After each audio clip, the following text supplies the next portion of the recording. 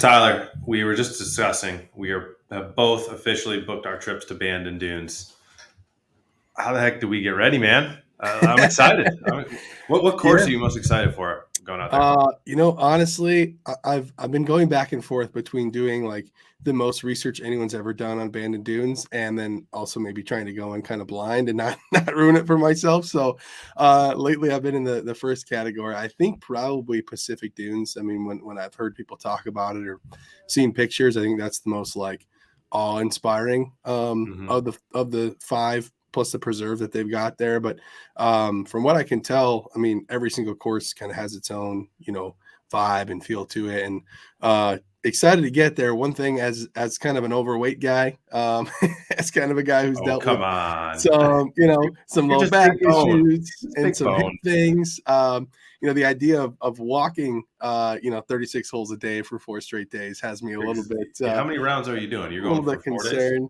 Yeah, we'll be there for 4 days. So we're playing. So we're playing the preserve once, which is the 13 hole par three, and then we're playing all five of the main courses once, and then we got to decide which one we want to play a second time. So we'll figure that out. So six total rounds on the big courses, and then one on the preserve. So excited about that. I think you've got a little more golf plan out there, Bandon, I right? think we're doing two on every one, and then yeah, I'm gonna come back a hot mess because I think we're flying in Seattle. We're gonna play two at Chambers, 36 Chambers Bay too. So yeah, talk about trying to not explode while I'm out there from Yeah, a physical perspective. Um, yeah, absolutely. I think my trip's a little sooner than yours, so mine's coming up at the beginning of June. I think you're going a little bit later in July. We were both kind of fell into these things, right? Kind of late ads, the guy first guy off the bench, the sixth man of the year award type thing. If we're talking NBA, so I'm more I like guess ninth man down the bench, and this is so mine they planned it like 3 years ago, and then one of the guys, it was a 4 guy trip, and one of the guys basically said, I guess his daughter or son is starting middle. It's like his first day of middle school. Um, and if any of my kids end up listening to this, I'm not sure I would stay home for the first day of middle school. It's Miss Bandon that I planned 3 years out, but long story yeah, short, it worked out in my favor. So that's how I fell into it. So yeah. definitely not sixth man on the bench. I'm probably like the ninth guy. Okay, okay, yeah, I had a friend who it's actually a brother of one of my really good friends. He texted me out of the blue and said, "Hey, we had 12 guys. The 12 guys said, "Hey, I got a new job. I can't go." I don't know if I would have taken that job. Same thing if I couldn't go on the Bandon trip, but it was a pretty quick yes for me. It didn't take me a lot of convincing. I did have to talk with the wife a little bit and say, "Hey, can I spend a lot of money to go play golf for, 5 days out in the Oregon coast?" And luckily she's a great wife and said yes. But I think for me, Chris, the biggest thing as I get ready for this trip is trying to figure out, okay, what are the best ways that I can prepare, right? I've got about just over a month here to get ready for Bandon, kind of the walking and swinging the golf club that often. So I don't know, have you ever been on a big golf trip like this, Chris? 'Cause this will be my first one. So I'm curious if you have any experience kind of getting ready for something like this and kind of what the best way to plan for that is. Yeah, I mean, and I think this is a common question a lot of people have, and I think a lot of times on the show, when people get excited about the bomb squad here is that we talk about hitting bombs, but I think that's like to me that's like what you put in your social media feed. What Yeah. people actually care about is like, am I actually going to be able to play that much golf? Like, Uh-huh. like people I think subconsciously care more about not exploding, right? When we talk about people who have underlying issues with mobility or just being in a place physically where they're able to play that much golf. And so I think it's interesting on some of the trips I've gone on, down, whether it's a couple of the Kiowa or Pinehurst area, or where you're just there with a bunch of guys, and obviously there's you try to shoot for that 9 or 10 o'clock tee time, so you have time to Mhm. recover from the night before, and then, and I think a lot of the guys that I've gone on trips with, by the third day, I mean, they're just toasted. Like their Mhm. bodies are absolute wrecks, and these are not like 60-year-old guy. I mean, I'm going on a trip. I'm in my 30s. I mean, these are these are relatively young guys. And, but I think the key that I noticed of things that I've done on these trips where like I'm okay, no matter how much we play, is there's a very simple kind of routine that I have built in, kind of like when I wake up in the morning, and then also even like taking 10 minutes before I go to bed at night. Generally, if you can do it before the beers, it makes it a little safer rolling up balls, yeah. But I think understanding, I think one of the keys we found, with all the research, particularly at PFRS Golf that we've done is, there's 4 main rotary centers. So we always talk, and I know, you talk about these to, the thousands of golfers you talk to every day about, understanding, hey, do your shoulders rotate? Do your hips rotate? Do your spine rotate? Your neck rotate? Those are the big 4. So for me, it's always shoulders and hips. Those are the big ones that I always have to kind of focus on. So what I will do is, because obviously I'm on a golf trip, I'm not trying to do hour and a half workouts, right? Is Sure. particularly going to Bandon, like, shoot, I'm playing 36 holes every single day for like literally a week and a half. Like, I don't have any more energy for workouts. So, I think what's been successful for me has been understanding, hey, my trouble spots tend to be, there's a couple areas in my hips and a couple areas in my shoulders. And I bring a lacrosse ball, fits very easily in the golf bag, and a softball. And basically I just hit those areas in the morning, 5-10 minutes, and I'll hit them again at night, 5 or 10 minutes. And really what that does is, because I know exactly where my body tends to lock down, that kind of helps me to free me up, and I'm okay to get rolling and, go the next day. So I think the key, I would say to you and anyone else that's going on a kind of a big golf trip, is really, like, you have to know those 2 to 3 areas that are kind of like your, really like your keystones. And Yeah. if we can control that, you can control pretty much everything. Yeah. I think that's a great way to go about it. I think making sure you plan that and you make that a very important part of your routine. Like you said, like make sure you do it before you go out to the pub with the boys or the 19th hole. Cause when you get back at 2 or 3 in the morning, you're probably not going to sit and roll around on a lacrosse ball on your hips, Not and intentionally, at least. and your shoulders. Yeah, no, definitely. I think, I'd be curious too, if you're planning a big golf trip like this, and maybe a week before, like you tweak your back or you tweak your shoulder. This is something you're going to Bandon, you've planned it for months, or like your guys you're going with, you've been planning it for 3 years. Are there ways that guys could potentially, try to repair that bomb, in the last week or 2 before they go on the trip? I don't know if it's something that they're going to have time to go to the doctor or anything like that. So do you think it's something similar, like you just talked about, with using the lacrosse ball and maybe a foam roller and just trying to get in that tissue? Or, what would you recommend for somebody who's got some pain already before they go on the trip, and they're not trying to, they don't want to give up this thing that they've built up in their minds for the last, 6 months or 8 months or 12 months? Yeah, I mean, it's a great question, and it's one that happens all the time, right? I think there's, a lot of times, I think in the fitness and performance world, we think in these like idealistic terms of like, oh yeah, they've been periodizing their workouts for the last 12 months, cycling in and out, they're doing their mobility, right? And like in reality, the average amateur golfer isn't doing any of that, right? And Yeah, so they're like, 100%. they're like you and me, like, hey, we're going to Bandon for 10 days in 4 weeks. You good? It's like, yeah, I think so. Hang on, I just got to figure out where I can tell my wife she can go, concurrently to trade off. Right? Yeah. That was nice. That was nice. That was nice. Bailey told you, she's like, yeah, go ahead. My wife Lauren, she's like, she kind of like sits there for a second, kind of like rubs her chin. She's like, yeah, you can go, but where's my girl trip? How far can I go international, or do I have to stay stateside? Well, I will say it cost me a Peloton. My wife's been wanting a Peloton for a long time, so that was a trade off I made. I said, hey, we can Smart get you a women. Peloton if I can go out to Bandon. So Yeah, yeah, we have I married think, smart women who yeah, who leverage our love of golf against us. yeah, exactly. So I think that, the biggest thing for me and the biggest concern, I would say, I think I said it before, is just making it through, 4 straight days of golf. Because as an amateur, as a guy who, I play a couple times on the weekend, I have a league during the week that I play in, and I'm not playing 36 holes a day, multiple days in a row. It's just not something that I ever do. I'm sure it's not something a lot of golfers really ever do. And so that I think can be a little bit daunting, right? A little bit Yeah, scary to have that put in front of you. Because the especially other when you thing, put all that money down too, right?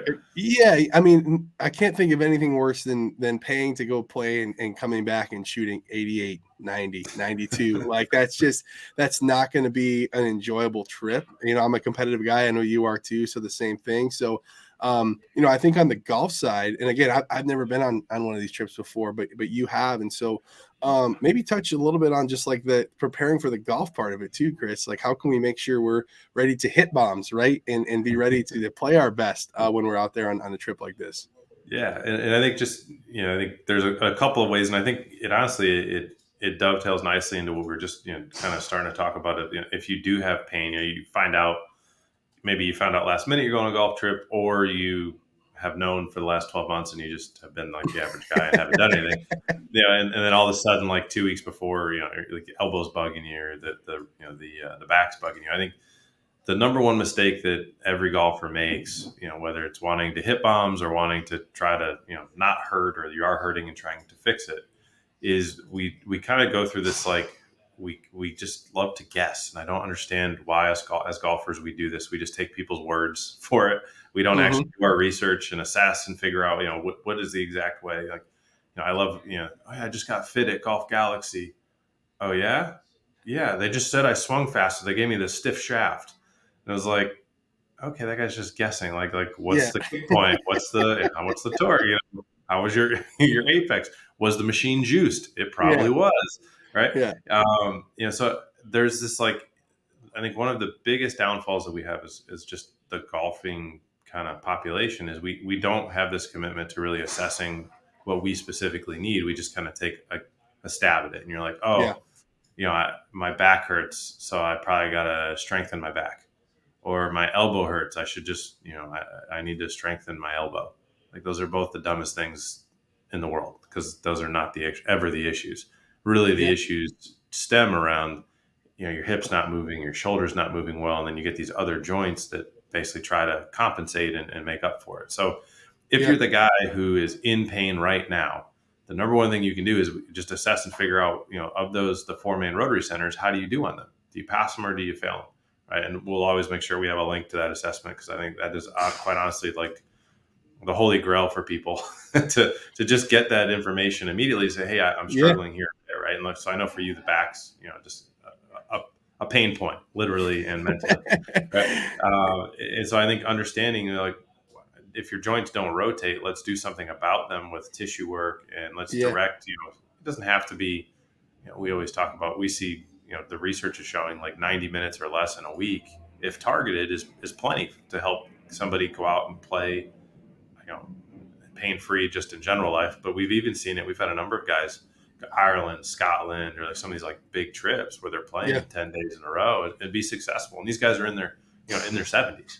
So if you're yeah, listening and you're in your 30s, like no excuses, dude.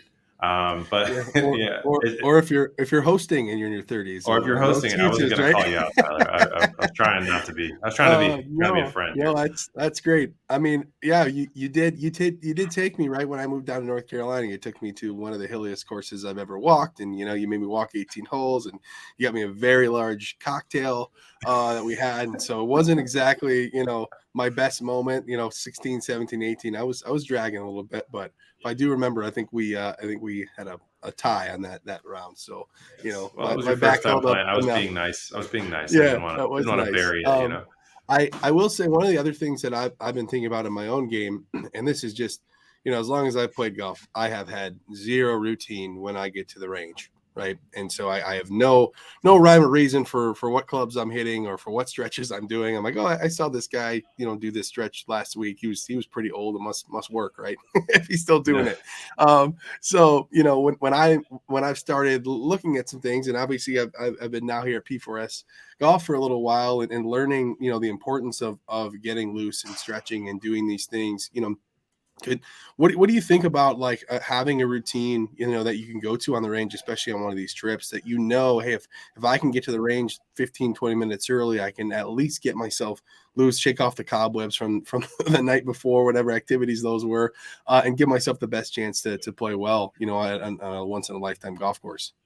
Yeah, I think it's actually the same answer to the earlier question you had, is like, if I only have a couple weeks, or I have something that's bugging me, the number one thing you can do for that, as well as when you're there, is really develop what your routine is going to be, right? Hmm. So number one, if we know exactly where your kind of quote unquote bugaboo areas tend to be, like your shoulders, your back, whatever tends to be your issue, understanding like what's causing that, and then just Yeah. figuring out the simple fix that you have for that. Usually, for most guys listening, is going to be some sort of tissue fix with a lacrosse ball or a Theragun or a Theracane, whatever it may be.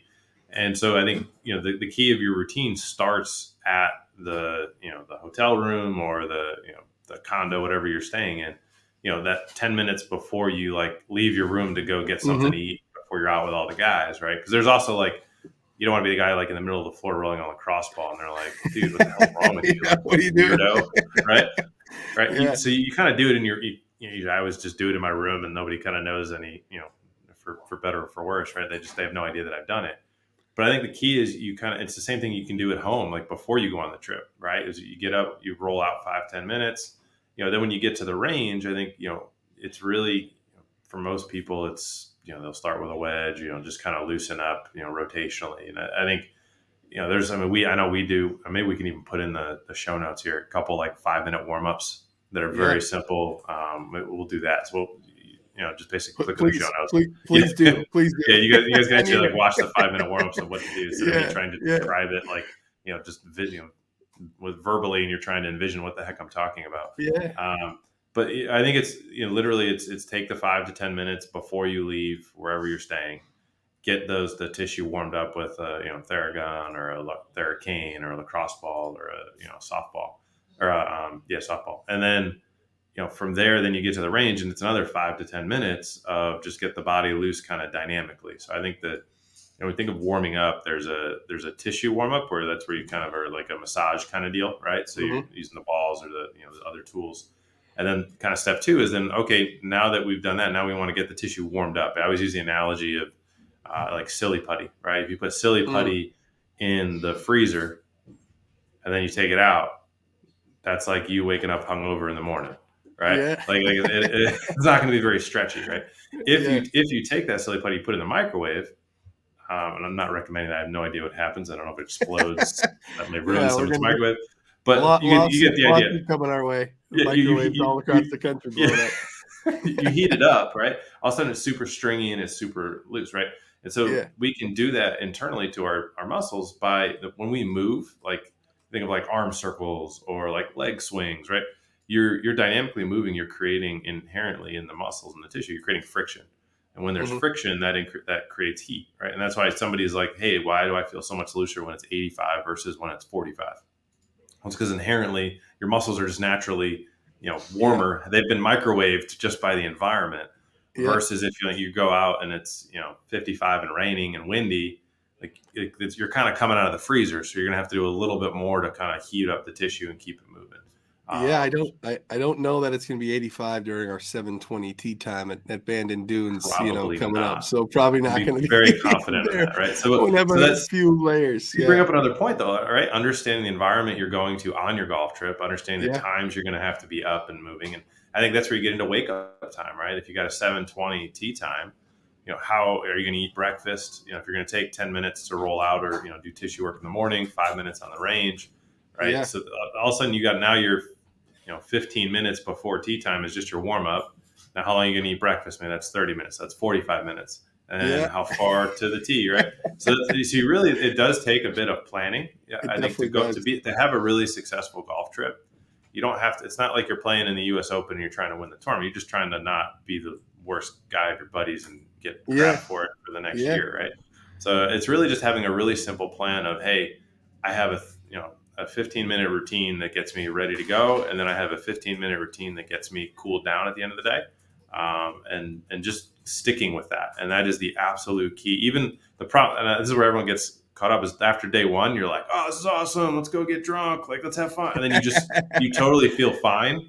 Yeah. And then it's that next day you wake up and be like, oh, crap. Right. So it's a matter of nipping it in the bud Yeah. and making sure you do it before and after every single round, particularly the early rounds, because the better Mhm. you are in the early rounds, those later rounds it's just so much better for you. Yeah, absolutely. I think the one thing I've taken away from this and kind of hearing your experience and things is, and it's something I tell the guys I talk to every single day, the golfers I talk to, is as we get older, we've got to be a lot more specific and intentional at the things that we're doing, right? The things that we're working on. And I think that's where we go back to the assessment and finding out what are your problem areas, right? Because a lot of times if somebody has a bad back, it's not their back, Right. it's typically their hips, right? They're the shoulders that are connected to that. And so making sure we're working on the right things, because I mean, I can't tell you how many guys I talk to every week who are putting in 5, 6, 7 hours a week in the gym and they're not seeing any results on the golf Mhm. course, right? Because Yeah. they're not being intentional and specific about what they're doing and the areas they need to work on.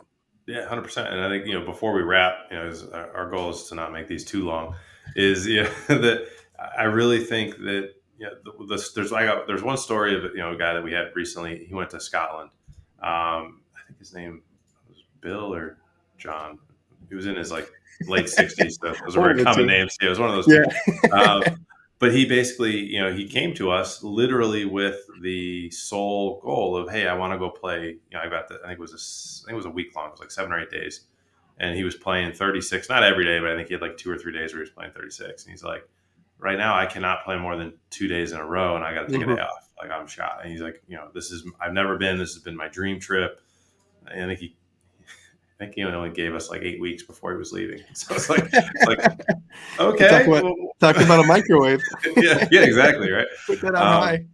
but it came down to, I mean, it was a cool story because he ended up going on the trip, and I mean, he had a blast, played every round, he had no pain. He actually came back and he was like making fun of all his other guys who were like had to skip days, and he was calling them names and stuff, and it was actually funny. He's like, yeah, you guys probably go do this program. But it was, what was really cool was the process of how he got there, and it actually was really simple for him. It was like, it was basically his hips were terrible. He had like the Yeah. hips of like a door, like they didn't rotate. It's just they moved in one direction. That was it. And, Yeah. and so for him, it was really kind of clean up the hips, and all of a sudden it unlocked all the stress that was on his back, and now he could rotate, and now he could do all these other things Yeah. that he never had the ability to do before. And it was really, just get him a little bit stronger, and he could support what he was doing. And it was really, really amazing to see kind of how quickly he progressed. And there was never any, discussion or desire for speed.